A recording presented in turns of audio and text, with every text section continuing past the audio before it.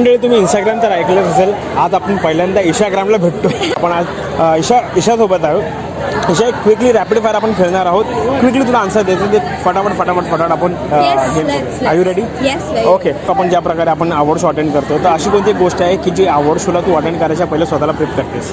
खूप पाणी पिते, कारण आम्हाला इथे इतकं बोलायचं असतं. जेवण खाऊन येते मी, सगळं करून येते. ज्या प्रकारे सर्व सेलिब्रिटी एकदम मस्त तयार बियार होऊन येतात आणि तू पण मस्त तयार वगैरे होऊन आली. आजच्या स्पेशल लुकची काय खासियत आहे? जी थीम होती सी ग्रीन आणि विथ ऑक्सिडाइज्ड ज्वेलरी हा एलिमेंट होता. तर त्या हिशोबाने सगळ्यांनी ते इन्कॉर्पोरेट करायचा प्रयत्न केला. पण मेन थीम पार्टी आहे कार्यक्रमाची, त्यामुळे वेस्टर्न आउटफिटच ठरला होता. आणि माझी जी डिझायनर आहे नेहा चौधरी, तिला माहिती आहे मला खूप ओव्हरडू केलेला आवडत नाही. पण मग त्यामुळे तिने मला हा हेअर लुक सजेस्ट केला आणि ज्वेलरी कमीत कमी सांगितली होती मी तिला. ते मला जसं फ्रेंडली वाटेल तसं मटेरियलचं कापड.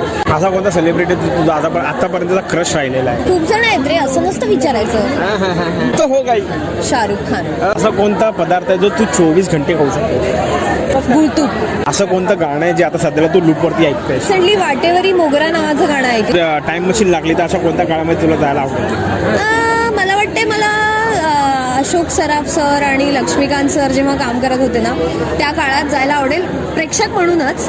Thank you so much Isha. याच प्रकारे आपला गेम इकडे संपतो. Thank you so much. All the best.